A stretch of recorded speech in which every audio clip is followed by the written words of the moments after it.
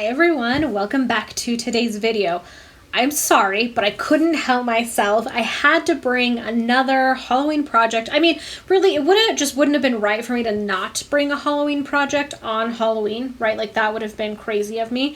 But I just had to share this really, really simple, easy decor type item. Especially if you're having like last minute, maybe a little gathering with people. These would be really, really fun, super easy to throw together to bring a little bit of that Halloween decoration and spirit to your house, your friend's house, your whatever space. These are super easy to do and really, really fun and really eye-catching. So I wanted to share with you guys today how I went ahead and made this super cute little pinwheel. So I'm going to be featuring our Magic in This Night Designer Series paper.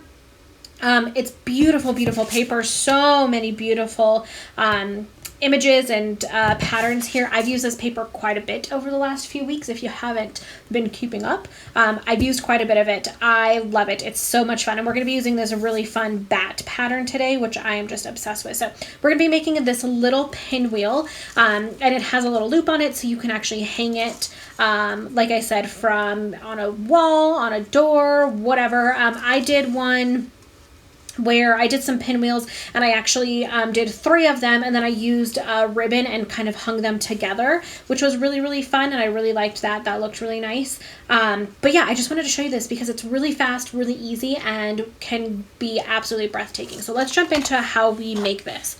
So I have here a piece of this designer series paper. It's cut at 6 inches by 12 inches. And actually, you know what? We are not going to do our pinwheel first. I want to do the little stamping that there is, which is really just this little piece here. I want to do that first because we need to give ourselves a little bit of time for our ink to dry. So we're going to be using the Hollow's Night Magic stamp set. I used this one previously, and then we're going to use this stamp here that says "Open if you dare." And I'm going to grab my Stamparatus. Oops, I'm grabbing other things on my desk also that I don't need. I'm going to grab my Stamparatus. I'm going to take this foam piece out because we're not going to use it. This is Blackberry Bliss, I believe. Pretty sure this is Blackberry Bliss cardstock. It's either Blackberry Bliss or Rich Razzleberry, but I'm pretty sure it's Blackberry Bliss. And I'm just going to take my little stamp here. We are going to cut this out with a die, so you just want to make sure you give yourself enough room around to cut it out. Like you don't want to put the stamp right up next to the edge of the cardstock, piece of cardstock, because then you're not going to be able to cut it out. I'm going to be using our Whisper White craft ink for this, and the reason I really wanted to show you guys this is because craft ink can be tricky to work with. You'll see that I'm using my Stamparatus. I'm using my Stamparatus for a very specific reason, and you can see I already made a boo-boo. So we're going to flip our piece of paper over and hope that I don't make that same boo-boo again. But Whisper White craft ink in general can be a little difficult to use because it's not as opaque as you may want it every single time, and it takes some time to dry. So like I was saying, if you're making this at home, you definitely want to do this stamping piece first before you make your pinwheel to give yourself a little bit of time for the ink to dry.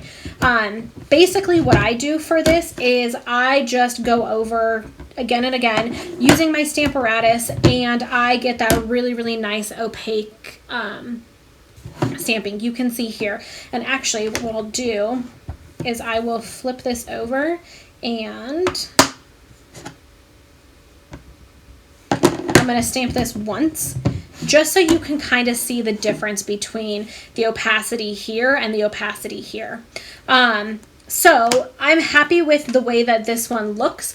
The only thing that you have to keep in mind is this stuff has to dry. You have to give it time to dry. So I cheated a little bit, and I actually did this a couple days ago so that I could give it like a ton of time to dry, so that I did my best not to smear it and mess it up. So do this, let it sit for a little while before you move on to actually cut it out. But I did want to show you guys how you get that really nice opaque stamp with this on a dark piece of cardstock. Just use your Stamparatus and stamp it over and over and over again. You can see I just was chatting a little bit, and it takes like all of 1 minute to do. Yes, it's not as quick as just stamping once and then moving on, but it gets you a really, really pretty look, and it's not a ton of extra effort. So just throwing that out there, that's how you can do the white craft on some dark cardstock. I definitely just wanted to take a second to show you guys that because I think it's important to talk about. I know a lot of people struggle with the craft inks. I myself struggle with it. And so I've definitely had to work over time to figure out the best way to utilize it. So I wanted to throw that out there really fast so that, again, if you are making these, do all of your stamping first. Let that ink set while we go on to make our pinwheels, which is what I'm going to show you right now. So now I'm going to grab my Simply Scored scoring tool, and I'm going to try to zoom out a little bit more, see if I can, to get this all in the frame. So I'll be honest, I got this guy a long time ago and I didn't use it for the longest time. I still don't use it a ton. I will just be very open and honest. It's probably my least utilized tool in my craft room, but when I do want to use it, it really comes in handy. So this is just a scoring board. If you've never seen this before, I just wanted to explain it really fast. So you have a ruler on the left-hand side and a ruler at the top. And then you have all of these grooves in here, like all these grooves that you basically score on. Down here at the bottom, there is the little scoring tool, and I just show that so that you know that it has a little house so that it never gets lost.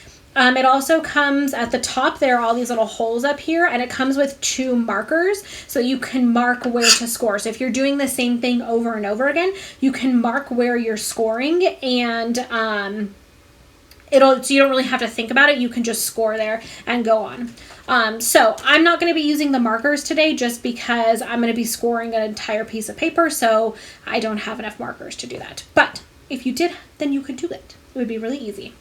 So what I'm going to do is I'm going to take my piece of paper. Again, this is cut at 6 inches by 12 inches. So you just take 1 sheet of Designer Series paper and cut it right in half. This is what I want my pretty side to be. So I'm going to flip my piece of paper over, and I'm going to put it on here like this. So I have it going, what is this, portrait? Yes, portrait, I guess in the sense. I am going to take my score tool, so there is a smaller ball end and a bigger ball end. I use the bigger end just because I find that it gets me a better score, but I don't think that it truly matters. And so I'm going to take this, and at the 3-inch mark, I'm just going to score the entire piece of paper. Now, one thing to just note is you don't want to like dig into your paper. You just want to glide, and you'll feel the score mark. You can see the score mark, like it's there. So you just want to glide. You don't want to really like dig into it, or you'll end up ripping your paper and then your project will be ruined. Or it won't be, you'll have to mess around with it a little bit because you'll have ripped areas. So then I'm going to flip it the other way so that it's now going landscape, and I'm going to score every 1/2 inch.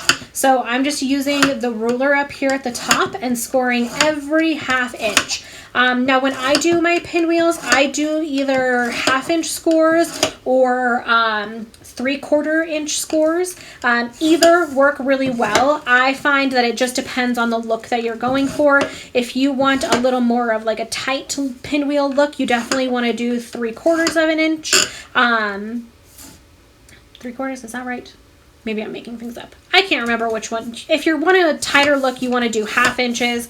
If you want a little bit more of a larger look, you want to do 3/4 of an inch. I think I've even done 1/4 inch, maybe. Did I do 1/4 inch or did I not? I can't 100% remember.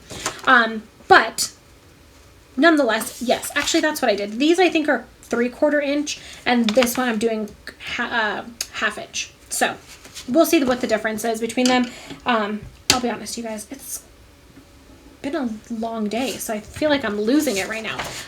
But like I said, I've done both 1/2 inch and 3/4 inch, and they both work really well. They both look really nice.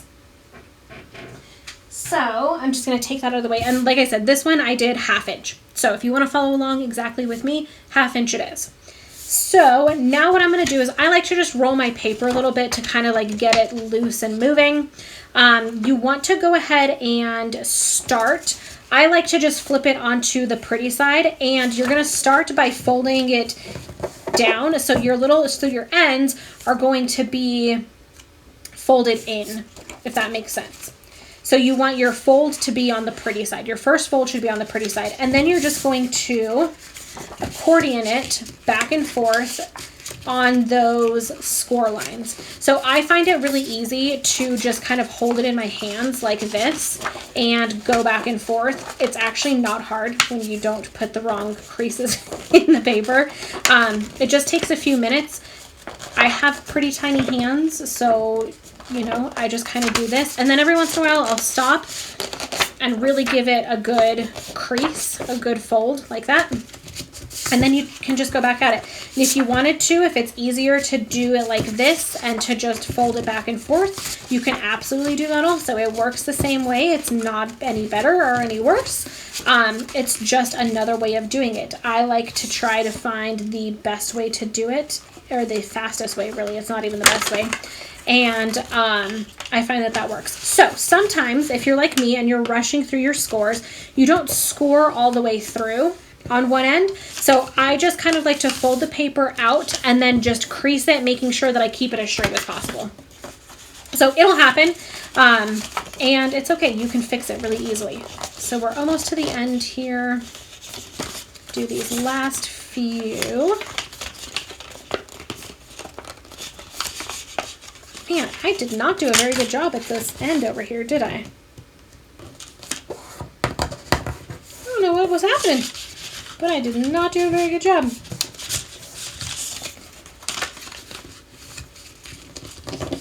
There you go. And then on the end, again, so both ends, your fold should be on the pretty side. So your raw end, if you were to fold it in, would fold back onto your, I mean, it's not the ugly side, but you're technically your ugly side. So hopefully that makes sense. Then we did that score line down the middle. I'm going to go ahead and fold on that score line straight down the middle also. This just helps because we're actually going to curl it in half, and that's what makes it a circle. And so this helps with that process. It just makes it a little bit easier. Okay. So I'm going to go ahead and show you how to make your pinwheel, and then we'll do all of the adhesive and stuff. So you want to crunch all of this up so that it's all in one nice little pile. Maybe. There we go. Ooh, that one I did not do very well. Man, I was really messing this up today, guys. I've literally made like probably 10, at least 10 of these over the last couple of weeks. So I don't know what happened with this one. It just wasn't perfect. Okay, so there we go. Now I have my whole little accordion here in my hands just like this. You can feel, I mean, it naturally, where that crease is, it naturally kind of folds into itself like that. So you can pinch it and you can have a little bow tie. That would be really cool too. If you did this as a bow tie and then kind of like fluffed it out, that would be really cool. But what we are going to do is we're going to take this, and now it does take a little bit of work. I'm not going to lie to you. It can be a little frustrating, but just go with it. So where you have that fold, I like to push in here. Let me actually zoom in a little bit now that I have this folded so you guys can see a bit better. So I just take my thumb and push into that crease, and then I fold all of this into itself. And like I said, it's gonna look ugly and it's gonna feel weird. I promise you it's okay. So you just wanna kind of squish it, squish it, squish it. And then you're going to do the same thing, but on the other side. So you're gonna stick your thumb in there and then fold it on itself and squish it, squish it, squish it. Now what we're going to do is, if you start to open this a bit, we're going to take this flap here, so that I shouldn't say raw edge, but the end, and you're going to put the two ends together like that. And that's how you're going to start to form your pinwheel. So we're going to do that on that side, and then we're going to do the same thing over here on the other side. It's a little difficult one-handed, just like that. And that's how you form your pinwheel. Okay, so now we're going to open this back up. So I like to do all of my folding just to make sure I have a good game plan. I know what I'm going to do, and then I put my adhesive together. I just find it works a little bit easier that way. So now I'm going to open this up, and on this end here, I'm going to take my tear and tape, and I'm actually going to grab some scissors to cut the tear and tape, because I like to have, for projects like this, I like to have a nice straight edge at the end of my tear and tape. So I'm taking this and I'm butting it right up against that fold, not going over the fold, but right up against it. And then I'm just going to cut it off just like that. Now you can see here that my tear and tape is just a little bit wider than sorry, I'm trying to think of the best way to phrase this. So I want to put 2 strips of tear and tape here, right? But it's just a little too wide to put 2 like right next to each other. So what I'm going to do, I'm just going to use my scissors here because I have them, my snips. Oh, maybe I do need to grab my take your pick tool.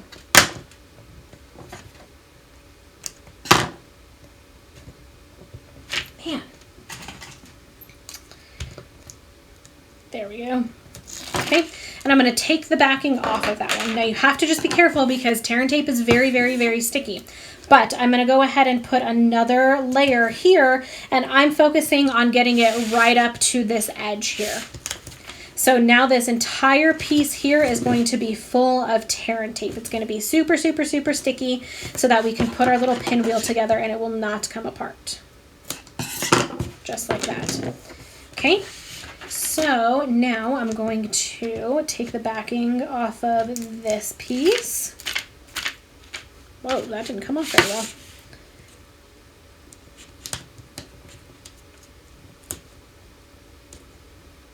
Man, I am struggling with this tonight. Just doesn't want to work for me. There we go. Perfect. Okay. So now I'm going to fold this up again, and I'm going to, you don't have to fold it all the way because it'll kind of naturally go, right? So I'm going to fold this together, and I'm going to bring these 2 ends together. So you're going to have, both ends will have the tear and tape on them. You want to kind of force the middle down a little bit, and then really just pinch these 2 pieces together. So pinch that adhesive together, and you can use the others and kind of grab them and pull it in to help get a nice good seal. Right? Okay, so we have half of a pinwheel done. Super easy. So again, now we're going to go to the other side and do the exact same thing. So grab my tear and tape right up against that fold. Again, don't go over the fold. You just want to go right next to it. Snip it off, and having a nice like clean edge is just, it just helps as you go to do your next row of tear and tape. So that's why I just use the snips for this project. I don't always use snips when I do use tear and tape, but for this one it really does help. And so now again, I'm just going to, I pulled the backing off of the first strip, and now I'm going overlapping the first strip with my second strip to make sure that this entire piece is covered in tear and tape. Perfect. I'm going to roll this back up so I don't get tear and tape all stuck to my desk. Pull that backing piece off. Fix this piece over here. And then I'm going to do the exact same thing. So you're just going to pull in some of those pieces there, and then slowly bring in together these 2 ends here and smush them together. Perfect. So what you might find is that the middle likes to kind of come apart like this.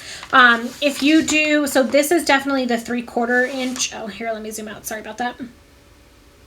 Yeah, I don't know why I was confusing myself. The sample that I did 3/4 of an inch, and this one I did 1/2 of an inch. So you can see the difference. You get more folds here, and these are a little bit bigger.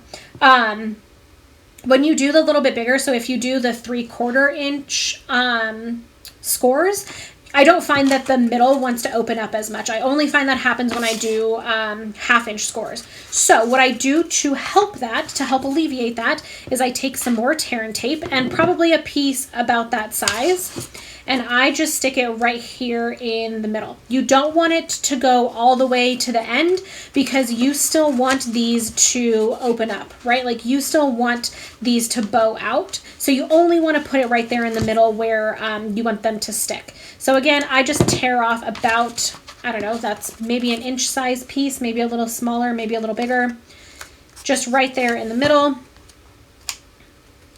Take the backing off. I'm telling you, tear and tape is your best friend when making these little pinwheels. I don't think you could honestly make them without it. And then I just push these together and kind of give them a little bit of a pinch on the front and on the back. You can kind of move it back and forth to get that adhesive stuck. And now you can see it doesn't really move at all. Awesome.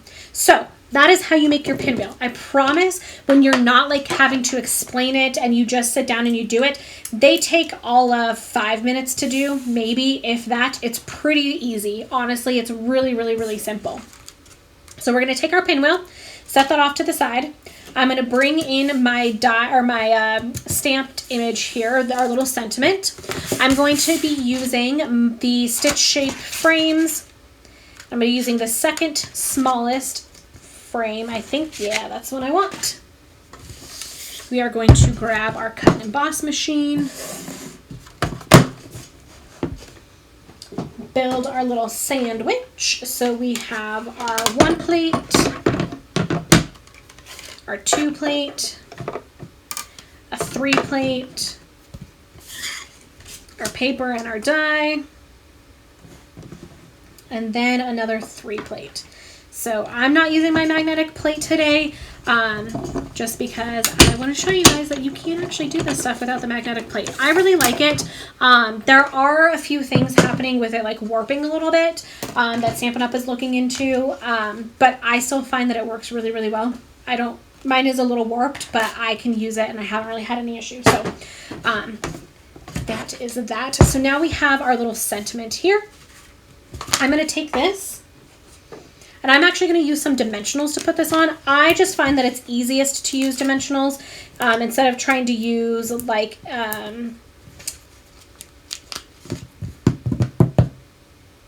Stampin' Seal. Wow. I'm telling you, I'm having a rough time tonight. Maybe I shouldn't have filmed this tonight. I should have waited until tomorrow. I don't know. But I find that dimensionals just work a little bit easier to stick it onto a pinwheel. I don't really know why. I just find that it's just a little easier.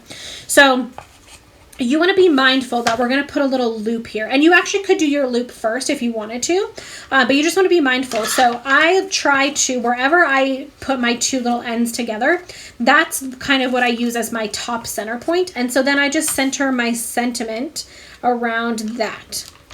And then with my dimensionals, I just stick it down and they are all nice and stuck there. Super easy, right? Now, our last little thing to do is, I was looking for my ribbon. We are going to use my favorite ribbon of all time right now. And this is the metallic mesh ribbon. Super gorgeous, super amazing. And we're going to use this to create a little loop. So we're going to do a little loop, and then we're also going to do a little bow. So you can see I have 2 here. This, maybe actually you can see it a little bit better on this. This is a little loop, and then this is a bow that's around that loop. So let's talk about the loop first. So I'm going to take my scissors. I'm going to move my pinwheel out of the way for a second. I'm going to take some scissors, and I'm just going to cut, I don't know, a couple inches of this. You don't need a whole lot. Better to give yourself more than less, because it's definitely going to make it easier for you. And then I'm just going to cut this right in half. This is pretty wide ribbon, and I think I mentioned this in my video. When did I mention this? Maybe I mentioned it on Instagram story. I don't know. I mentioned it somewhere recently. It's pretty wide ribbon. So for things like this little loop that we're going to do, cutting it in half makes it a lot easier actually. So now I'm going to take my pinwheel. I'm going to use regular old Scotch tape. I have found that it works perfectly fine to put your loops on. I haven't had an issue with it.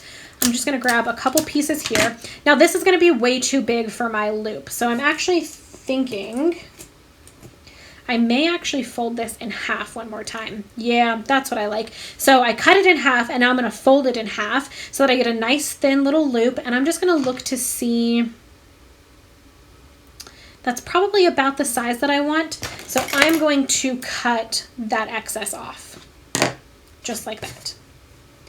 And then I'm going to put some Scotch tape on my little ends here.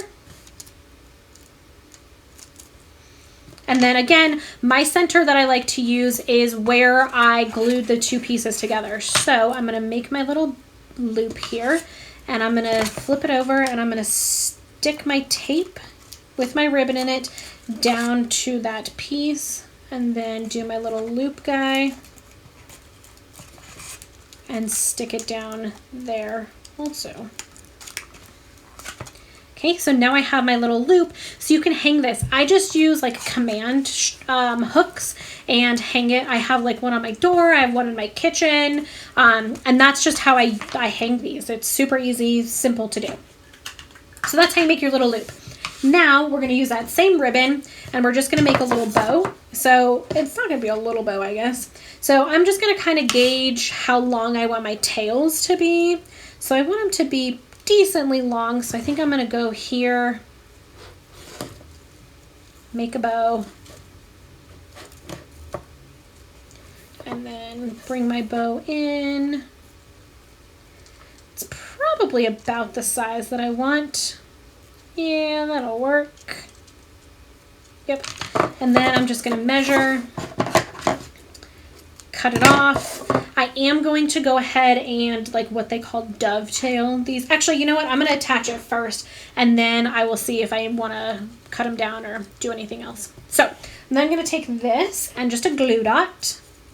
I always use glue dots when I'm attaching bows. It's just the easiest thing that I have found. So I am going to kind of look and see the tails of this ribbon kind of want to naturally curl. And so I'm just going to look to see which way they're naturally curling. And I like that. So I want to make sure I attach it to my pinwheel like that. I'm going to stick this down here. And so I stick it right on the top where that little loop is. So the loop kind of gets blended in and it just looks like you have this really cute bow there. And then you can kind of mess with your bow. You can open up the loops a little bit. This ribbon is nice and stretchy, so you could definitely like stretch it out a little bit like this.